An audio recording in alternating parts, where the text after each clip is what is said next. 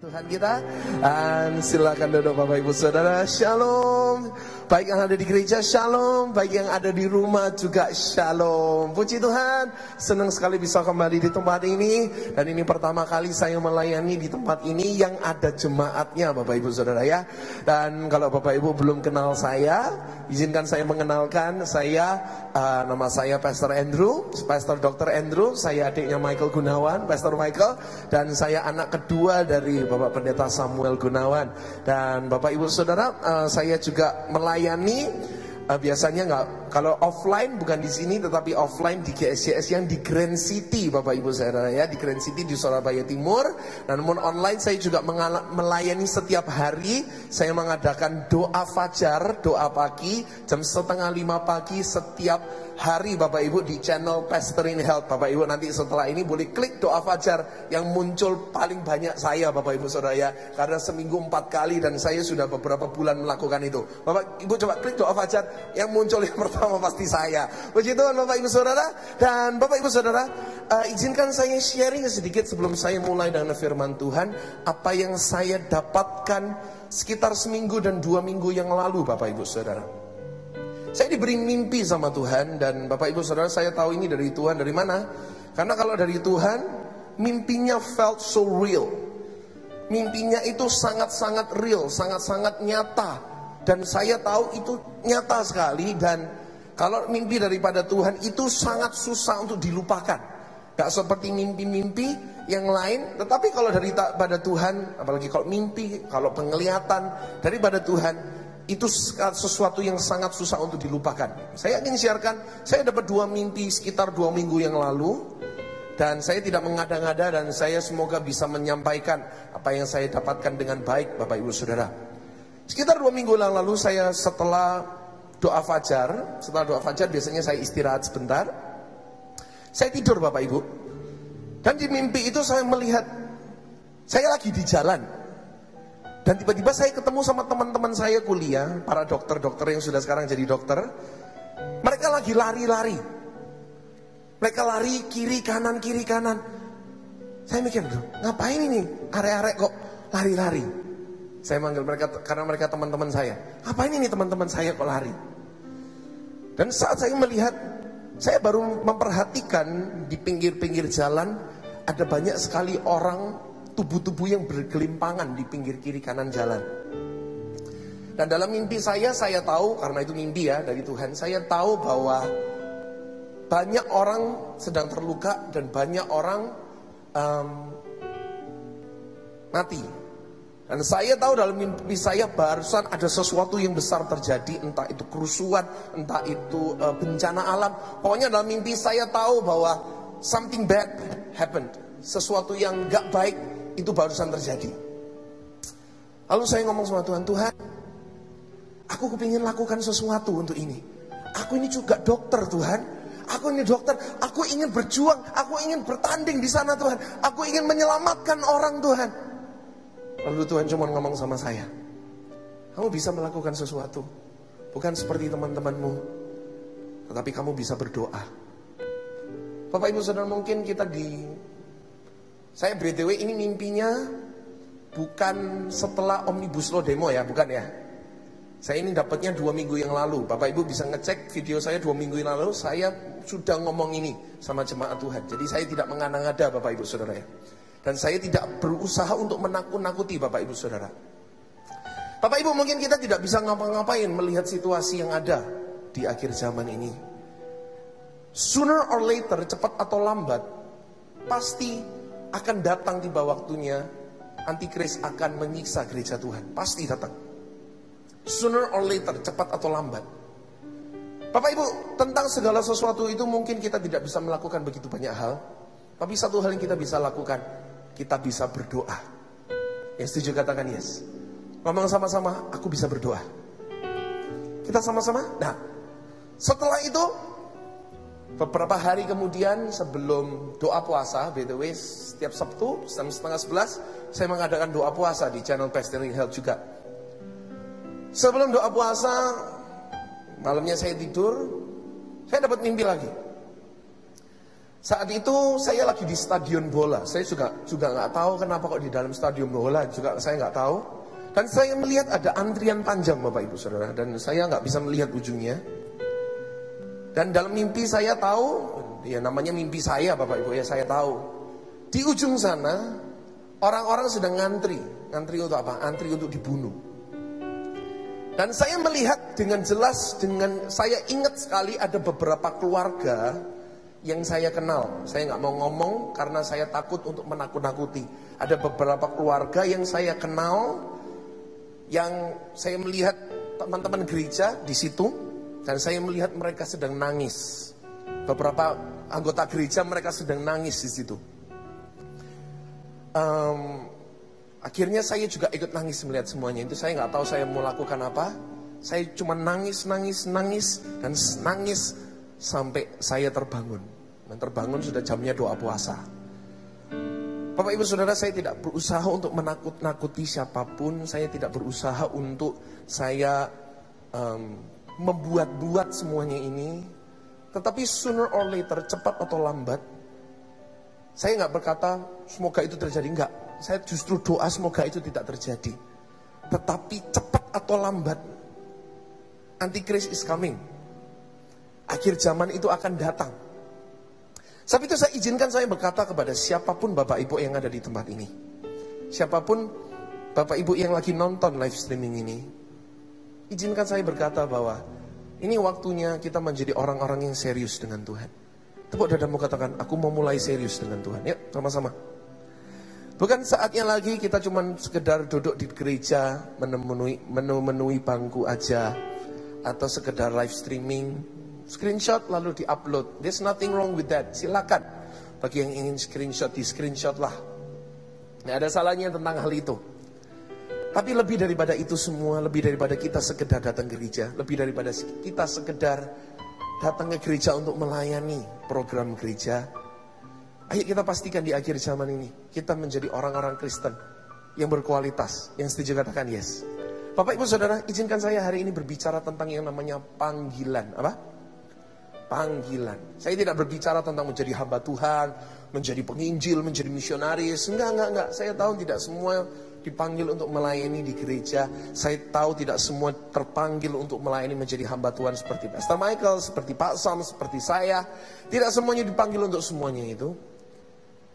Tetapi saya ingin hari ini kita semuanya mengikuti panggilan kita yang pasti.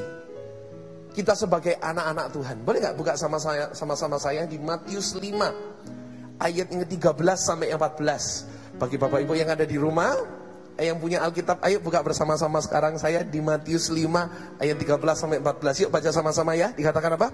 Kamu adalah garam dunia. Jika garam itu menjadi tawar, dengan apakah ia diasinkan? Tidak ada lagi gunanya selain dibuang dan diinjak orang. Kamu adalah terang dunia. Kota yang terletak di atas gunung tidak mungkin tersembunyi. Ada dua panggilan kita Bapak Ibu Saudara hari ini. Panggilan yang pertama adalah kamu adalah garam, dan yang kedua kamu adalah terang. Kita bahas yang pertama dulu. Firman Tuhan berkata, kamu adalah garam dunia. Boleh gak tepuk dadamu katakan, aku adalah garam. Bukan berarti kita hipertensi Bapak Ibu ya. Bapak Ibu, apa sih artinya kamu adalah garam? Apa sih fungsi garam? Bapak Ibu, menurut penelitian ada lebih daripada 1000 macam kegunaan garam. Hampir di segala bidang ada. Di bidang pembangunan gedung, di bidang teknik kimia, dan di bidang saya juga. Saya bidang kesehatan, saya seorang dokter. Kalau tubuh kita Bapak Ibu Saudara sampai kekurangan garam yang namanya hiponatremi, yang terjadi adalah otak kita bengkak. Otak kita bisa bengkak, lalu kita bisa kejang, bisa jatuh koma, dan akhirnya kita mati. Kalau garam kita dalam tubuh kita nggak balance, garam itu tidak seimbang dalam tubuh kita, yang namanya electrolyte imbalance, maka kita bisa terjadi aritmia, jantung berdetak dengan nggak karu-karuan, dan henti jantung, ventricle tachycardia, ventricle fibrilasi, dan akhirnya henti jantung dan kita bisa meninggal. Cuman gara-gara cuman gara-gara garam. Bapak Ibu Saudara, garam itu sangat vital. Garam itu sangat penting dan banyak sekali kegunaan. Sebab itu ayo kita jadi orang Kristen yang berguna. Tapi itu bukan poinnya. Bapak Ibu, pada zaman Yesus berbicara kamu adalah garam, ada satu fungsi garam yang paling penting, yaitu garam mencegah kerusakan. Apa? Garam itu mencegah kerusakan, garam itu mencegah pembusukan. Pada saat itu jika nelayan ingin berlayar jauh, Bapak Ibu Saudara, mau berlayar jauh mereka harus membawa banyak makanan. Saat itu nggak ada freezer, saat itu nggak ada kulkas. Apa yang dilakukan sama nelayan? Semua makanannya dikasih garam, agar nggak busuk. Saya pernah tanya sama papa mama saya, Pak, kenapa sih kok hari Paskah yang dibagikan itu selalu telur asin, Mbak? Kenapa nggak sekali-sekali telur godok gitu, Pak? Saya tanya gitu sama papa saya. Saya bosan, Mbak. Setiap tahun telur asin, setiap tahun telur asin. Nggak sekali-sekali telur mentah atau telur godok gitu, Bapak Ibu Saudara ya. Dan ternyata jawabannya gampang sekali. Karena telur asin tidak gampang busuk. Telur asin tidak gampang rusak.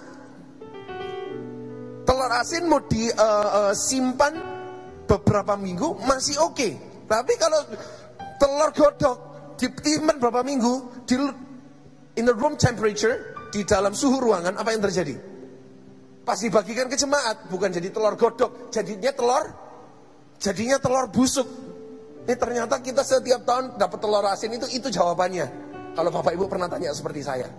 Karena kalau telur asin itu tidak mudah untuk busuk. Kenapa? Karena ada banyak garamnya. Bapak Ibu Saudara, Yesus berkata kamu adalah garam dunia. Apa yang sedang dimaksudkan Tuhan? Bapak Ibu Saudara, panggilan kita yang pertama, kita dipanggil untuk mencegah kerusakan. Kita dipanggil untuk mencegah pembusukan. Kita dipanggil untuk membawa damai. Apa? Kita dipanggil untuk membawa damai. Tepuk dadamu, katakan, aku mau membawa damai. Yuk sama-sama. Aku mau membawa damai. Ayo kita jadi orang Kristen yang bukan ngobong-ngobongi teman kita untuk berkelahi.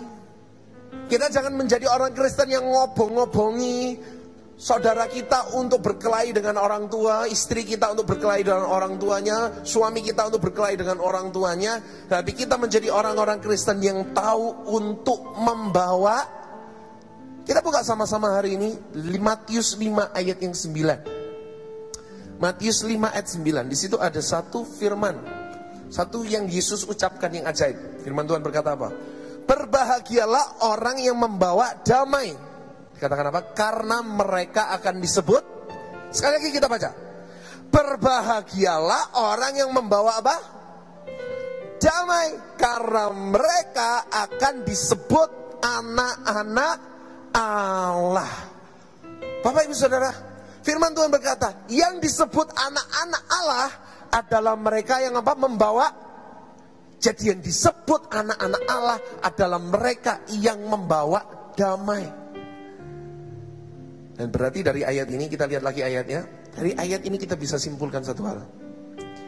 Bahwa mereka yang tidak bisa membawa damai, sebenarnya, klik ayatnya, orang-orang yang tidak bisa membawa damai adalah mereka yang sebenarnya tidak layak disebut anak-anak, tidak layak disebut anak-anak Allah. Ini bukan saya ngomong, Bapak Ibu Saudara ya. Ini Tuhan sendiri yang ngomong. Berbahagialah orang-orang yang membawa damai, karena mereka lah yang disebut anak-anak Allah. Jadi orang-orang yang suka membuat kerusuhan, orang-orang yang suka memecah belah, orang-orang yang suka berkelahi, orang-orang yang suka ngobong-ngobongi, berarti sebenarnya mereka tidak layak untuk disebut anak-anak Allah. Dan ini penyakit Bapak Ibu Saudara ya. Ini penyakit orang-orang Kristen di akhir zaman. Ada beberapa orang Kristen dimanapun dia berada, di tempat kerja, di perkuliahan, di pertemanan, di gereja, Mereka membuat perkelahian, mereka membuat kericuhan, mereka membuat istilahnya kerusuhan di gereja. Ini banyak penyakit orang Kristen Bapak Ibu Saudara. Di gereja A membuat keributan sampai gerejanya bertengkar karena dia. Lalu dia pindah gereja B, buat onar lagi, pindah lagi gereja D, gereja dan lain-lain. Bapak Ibu Saudara, itu sama sekali bukan menjadi garam.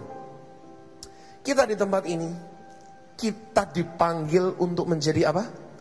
Kita dipanggil untuk menjadi garam, yang artinya kita dipanggil untuk membawa damai. Sebab itu hari ini Bapak Ibu Saudara, kalau hari ini kita belum berdamai, berdamailah. Kalau kita hari ini suka membuat keributan, kalau kita suka membuat perkelahian, hari ini bertobatlah. Yang setuju katakan yes. Yang hari ini tidak mau berdamai, berdamailah. Kalau gimana Pastor kalau saya sudah berdamai sama orang itu tapi orang itu nggak mau berdamai? Ya udah, yang penting kita sudah berdamai. Kalau orang itu nggak mau berdamai, it's okay. Kalau orang itu sudah nggak mau peace sama kita, it's okay, biarkan. Tapi kita sebagai anak-anak Tuhan, pastikan kita sudah membawa yang namanya, jadilah seperti Tuhan Yesus Bapak Ibu Saudara. Di Lukas 23, tampilkan ayatnya.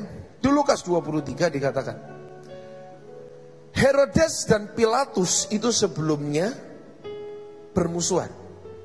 Entah karena apa mereka bermusuhannya, firman Tuhan gak mencatat. Tetapi sejak Yesus ada di antara mereka, Lukas 23 ayat 12, sejak Yesus di tengah-tengah Herodes dan Pilatus, mereka menjadi sahabat. Mereka menjadi berdamai. Ayo hari ini pastikan di tengah-tengah komunitas kita, di perkuliahan kita, di marketplace kita, di gereja kita, ada Tuhan Yesus mini Bapak Ibu Saudara. Kita menjadi anak-anak Tuhan Yesus, mini Jesus among us. Yang apa? Pastikan di mana ada kita, di situ ada persahabatan. Di mana ada kita, di situ ada damai. Amin Bapak Ibu Saudara. Ayo hari ini kita stop bagi kita yang suka kebiasaan mengadu domba, kita yang biasa suka gosip, bagi kita yang suka menjelekkan teman-teman kita di depan teman-teman kita yang lain, suka membuat perkelahian, hari ini kita stop. Panggilan pertama, kita menjadi apa? Menjadi garam. Dan saya berdoa di tempat ini Bapak Ibu Saudara, kita semuanya menjadi anak-anak Tuhan yang membawa damai. Sekali lagi tepuk dadamu, katakan, aku mau membawa damai. Yang kedua, kita dipanggil untuk menjadi terang. Firman Tuhan berkata, kamu adalah terang dunia. Oke, tapi sebelum itu, saya punya pertanyaan yang saya ajukan kepada Tuhan. Tuhan, kenapa kok Tuhan mengatakan garam dan terang? Kenapa kok Tuhan mengatakan terang dan garam? Kenapa garam dulu, habis itu terang? Karena gini Bapak Ibu, yes, garam adalah sesuatu yang penting. Tetapi agar garam itu bisa menjadi dampak yang positif, agar garam itu menciptakan rasa, garam tidak boleh sampai kelihatan. Garam itu penting, tapi jangan sampai garam itu kelihatan. Contoh ya, Bapak Ibu nanti coba hire a chef, menyewa chef yang paling enak masakannya di dunia lah. Atau mungkin Surabaya lah, siapapun, chef siapapun. Hire them, sewa mereka untuk masak dengan satu syarat, sama sekali tidak boleh pakai garam. Apa yang terjadi? Enak gak makanannya? Belas gak enak Bapak Ibu Saudara, karena gak ada garam. Tapi coba ya Bapak Ibu ya, coba ya. Misalnya kita kepepet sekarang, tahu kepepet ya? Kepepet apa? Kepepet mie ujian. Kepepet mie ujian, dan kita cuma punya nasi, kecap asin sama kerupuk, dimakan enak nggak? Wah enak, di sini mantuk-mantuk. Enak, kenapa? Karena ada garam. Kepepet nasi sama garam pun jadi. Yang penting ada garamnya, ada rasanya. Bapak Ibu Saudara, masakan apapun tanpa garam nggak ada, hambar rasanya. Garam itu sangat penting. Tetapi Bapak Ibu coba nanti, cobalah misalnya pulang dari tempat ini, coba makan soto yang paling enak. makanlah soto di kotanya masing-masing. Kalau di Surabaya paling enak soto apa? Soto Imam Bonjol, soto Abengan. Cobalah makan semuanya itu. Nah coba, suntak garam sampai garamnya kelihatan. Soto ya, suntekan garam sampai garamnya kelihatan. Kira-kira bisa dinikmati nggak? Bisa enak makanannya? Kalau bahasa Surabayanya itu belenak sampai belukek, Bapak Ibu Saudara ya. Belenak itu sampai belukek Bapak Ibu Saudara ya. Kalau sampai saking asinnya Bapak Ibu, gitu orang Surabaya. Mohon maaf bagi yang di luar kota. Neknya itu sudah, karena apa? Karena garamnya kelihatan. Bapak Ibu Saudara, kenapa kok Yesus mengatakan kamu adalah garam? Karena seringkali Bapak Ibu Saudara, Tuhan ingin kita melakukan yang baik. Tuhan ingin kita menjadi berkat. Tuhan ingin kita menjadi damai, menjadi pembawa damai, tanpa kita dilihat sama orang. Tuhan ingin yang namanya ketulusan. Sama-sama katakan ketulusan. Tuhan ingin dalam hidup kita memiliki yang namanya apa? Ketulusan. Bapak Ibu pernah gak melakukan yang baik, menjadi orang baik, tetapi gak ada orang yang di situ untuk kasih tepuk tangan bagi Bapak Ibu Saudara? Pernah? Melakukan yang baik, tetapi gak ada orang di situ yang menghargai.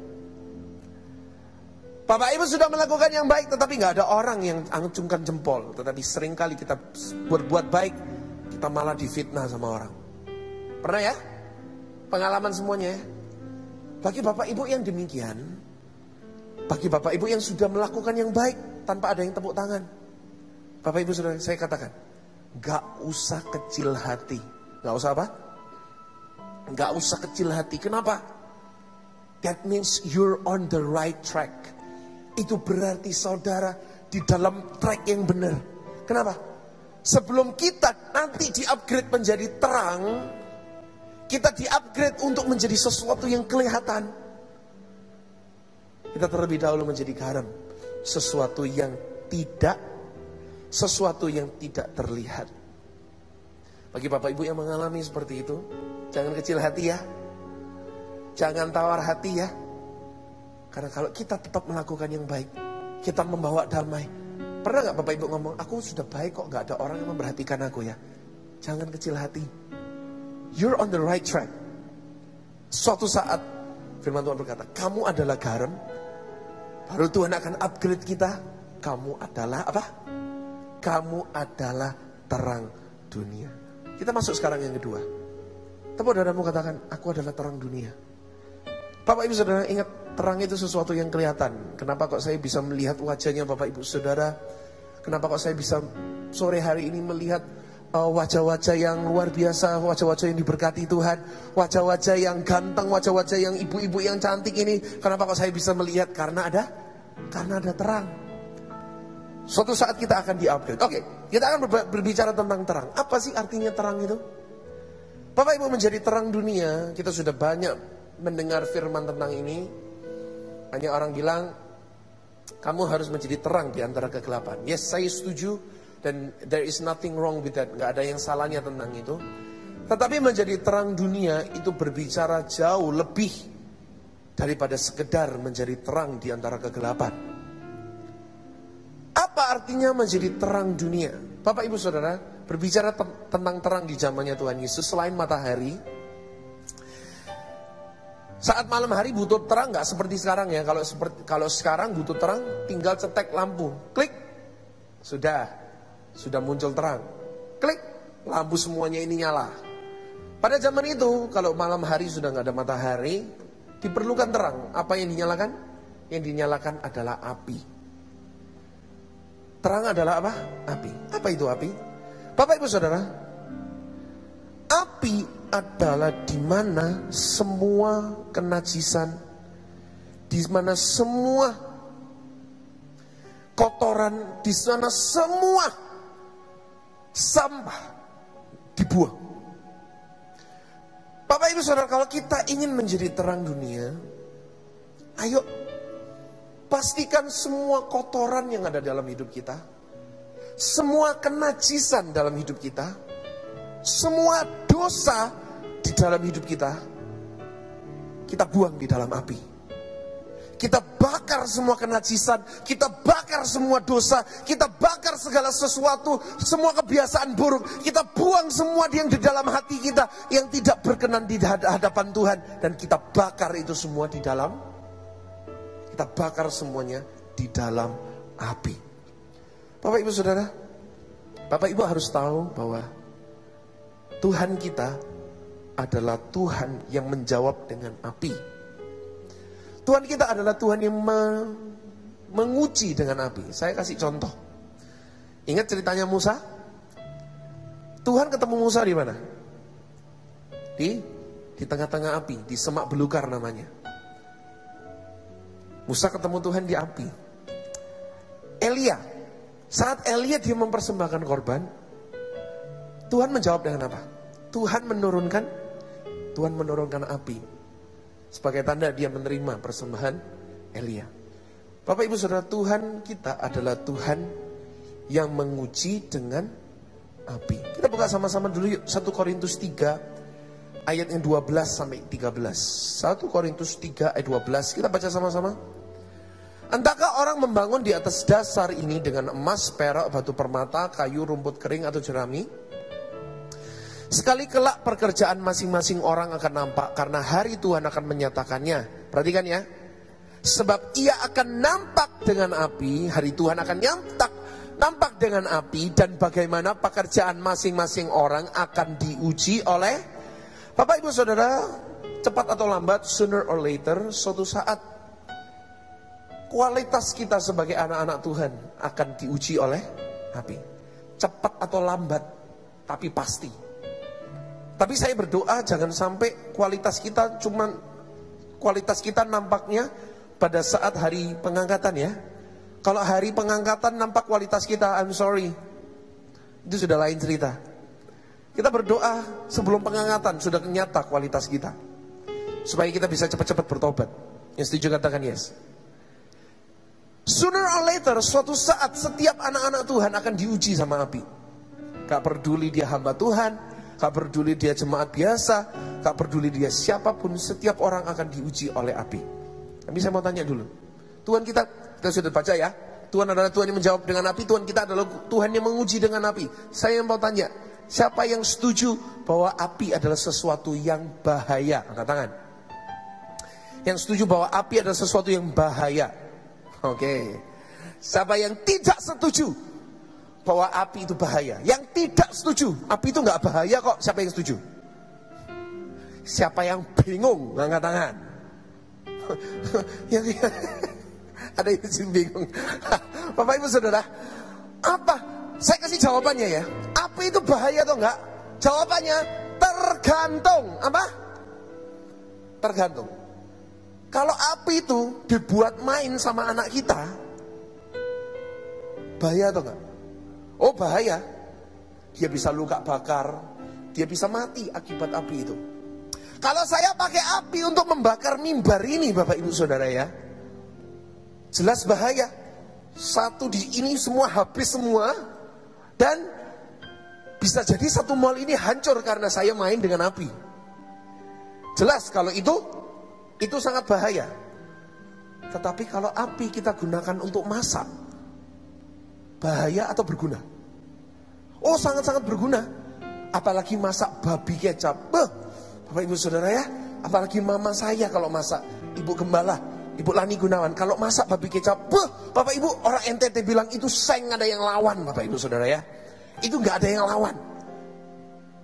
Jadi terbukti bahwa api itu bahaya atau tidak, tergantung. Jadi Tuhan kita adalah Tuhan yang menguji dengan api, itu bahaya atau enggak? Tergantung. Tergantung apa? Tergantung kita ini kualitas, kita Kristen kualitas apa?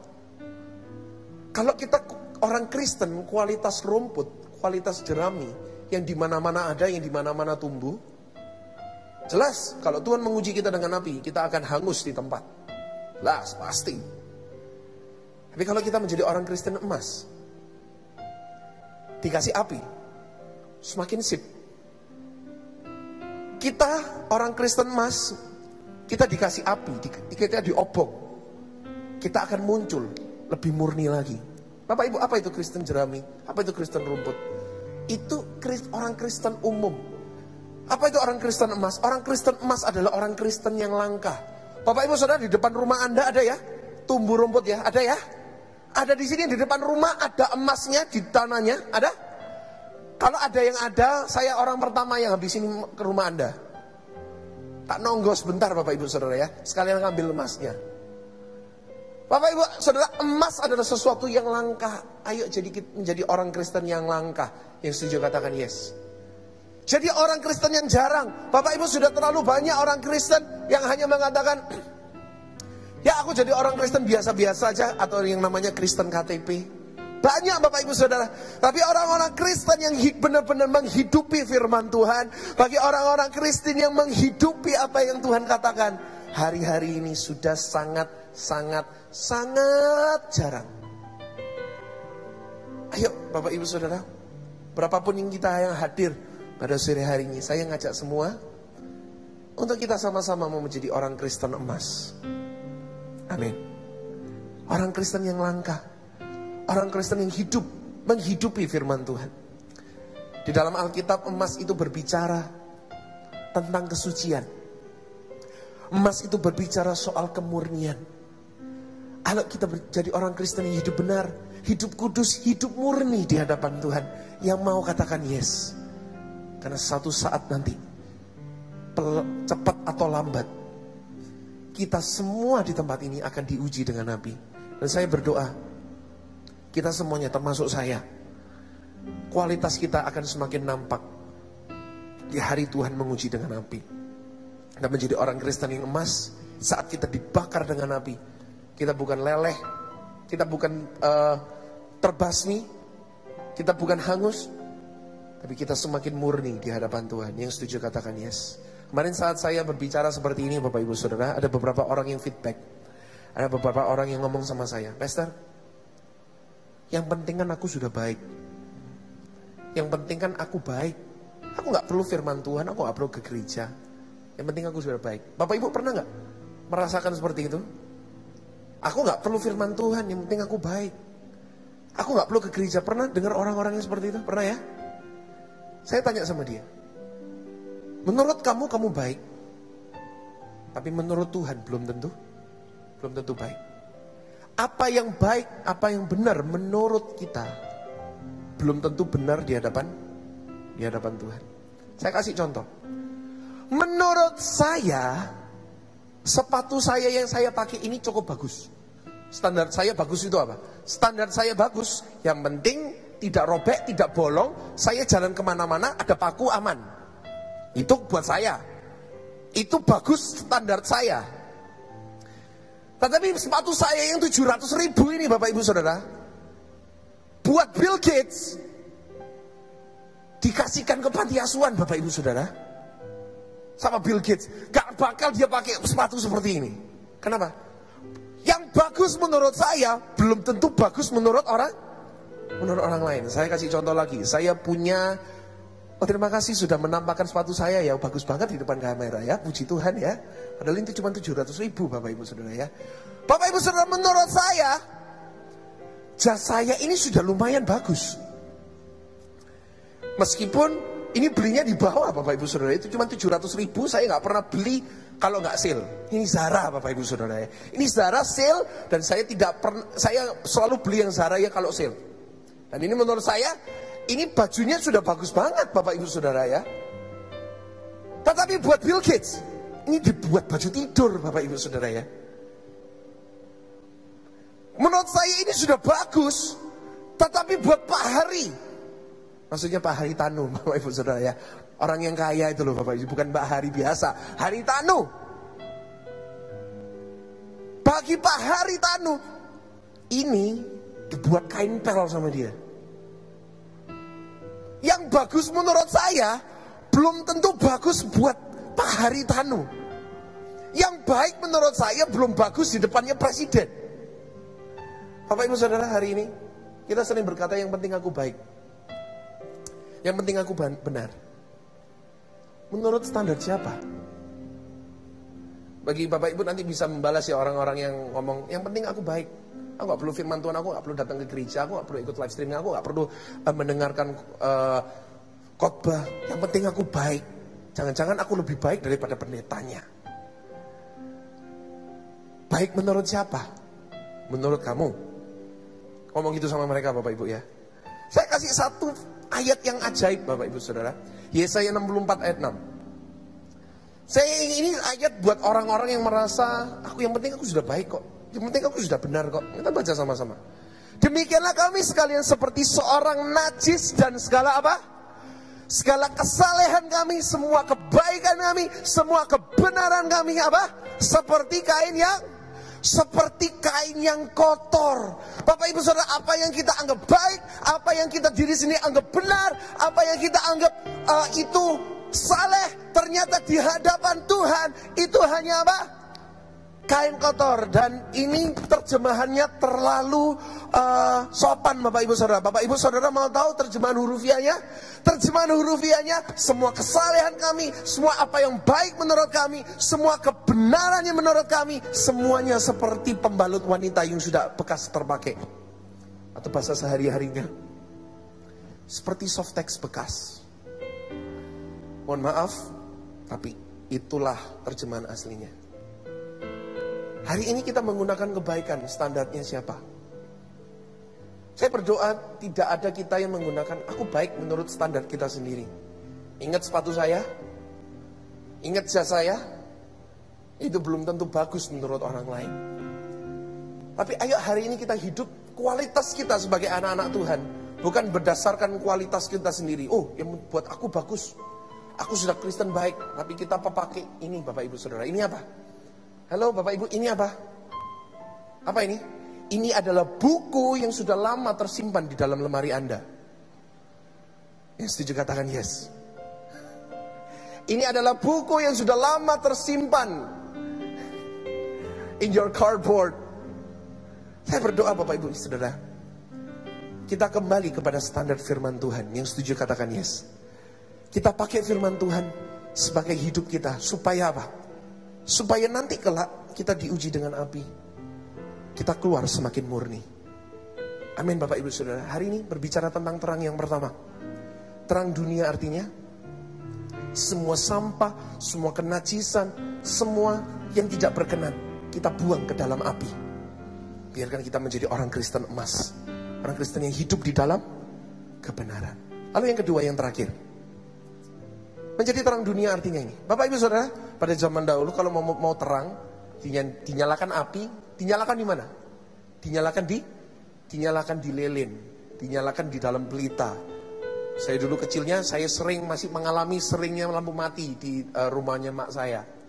Hampir setiap hari nyalain lilin. Apalagi kalau hujan, kalau hujan rata-rata sudah mati, pasti lampu mati. Beda kalau zaman sekarang ya, anak-anak zaman sekarang kalau lampu mati yang dinyalain apa? Yang dinyalain flashlight. Saya tebak ya Bapak Ibu ya, 15 tahun dari sekarang, anak yang lahir 15 tahun dari sekarang, mereka kayaknya sudah nggak tahu apa itu lilin. Hah? Apa itu lilin? Mungkin mereka seperti itu. Bapak Ibu Saudara, tetapi pada zaman Yesus yang diperlukan, terang yang diperlukan, dinyalakan dalam lilin. Saya mau tanya, agar lilin itu bisa tetap menyala, dinyalakan 3 jam, dinyalakan 4 jam, apakah lilinnya tetap segini? Apakah tetap segini? Lilin itu akan tambah lama tambah kecil. Pelita yang diperlukan untuk menyalakan pelita apa? Minyak, bensin. Kalau pelita itu nyalain beberapa jam, apakah tetap bensinnya seperti ini? Apakah bensinnya tetap utuh? Kalau iya, ayo habis ini sama-sama kita pulang dari sini. Kita kan habis ini mau jalan-jalan tetap di mall.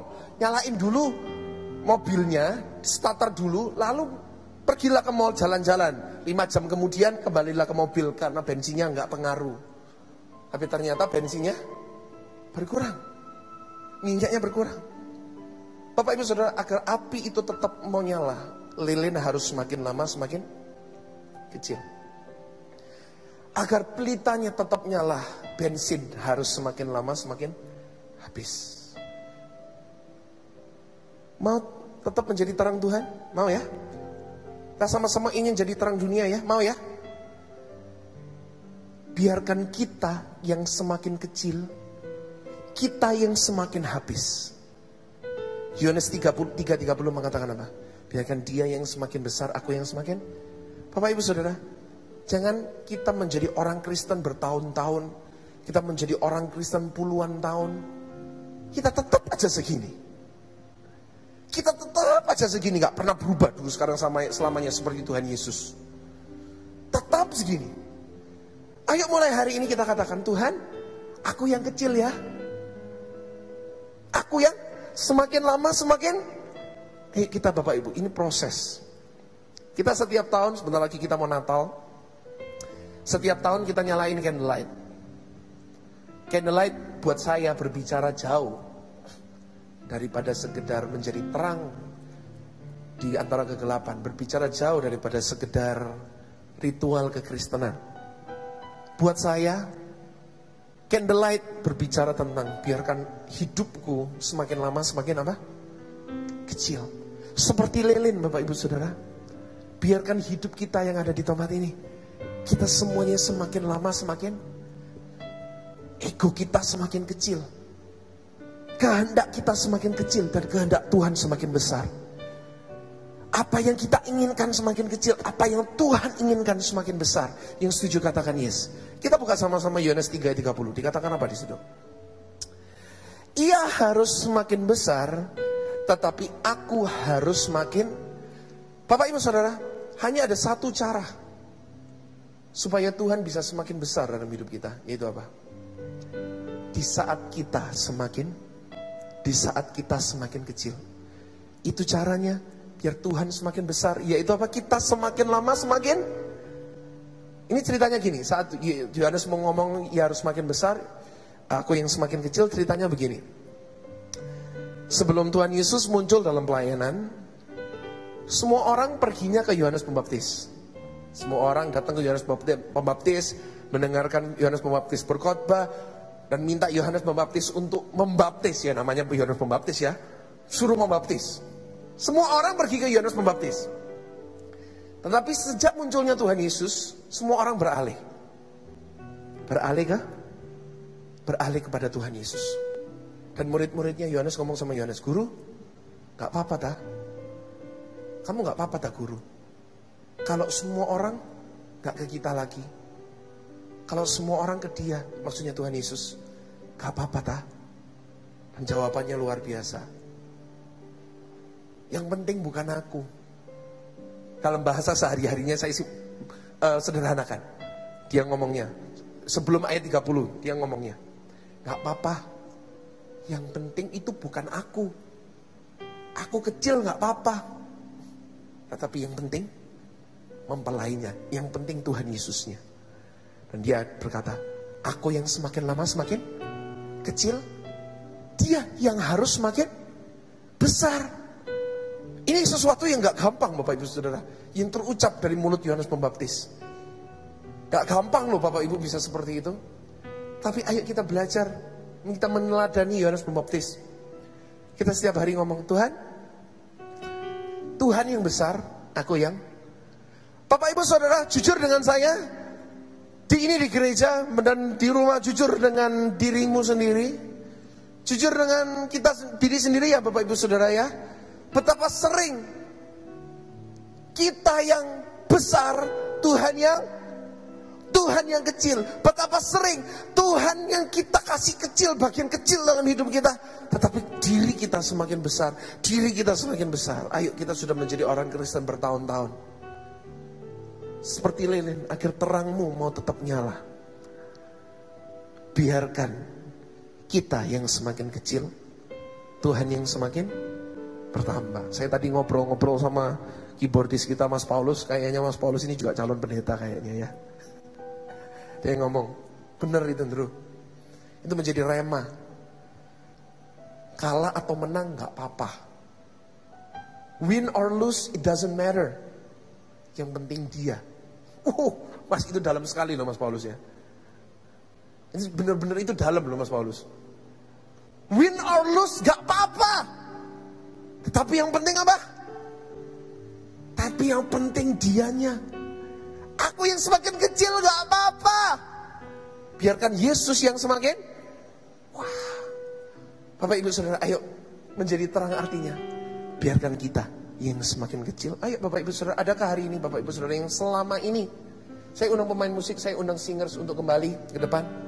Silakan.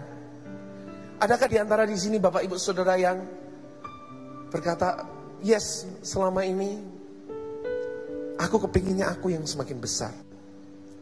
Tapi boleh gak saya mengajak Bapak Ibu Saudara, siapapun yang hadir pada sore hari ini, siapapun Bapak Ibu Saudara yang ikut hari ini, baik yang di live streaming, baik yang ada di gereja saat ini, boleh gak, mau gak kita berkata sama Tuhan, Tuhan yang besar deh, aku yang kecil. Kalau selama ini kalau Bapak Ibu Saudara ngomong, aku yang besar ya Tuhan, Tuhan yang kecil aja. Boleh gak saya hari ini ajak Bapak Ibu Saudara, mulai hari ini kita ngomong sama Tuhan yang besar dan aku yang kecil. Amin Bapak Ibu Saudara. Dan saya percaya our fire will keep burning. Bapak Ibu Saudara, sooner or later, saya tidak sedang menakut-nakuti Bapak Ibu Saudara dengan mimpi saya.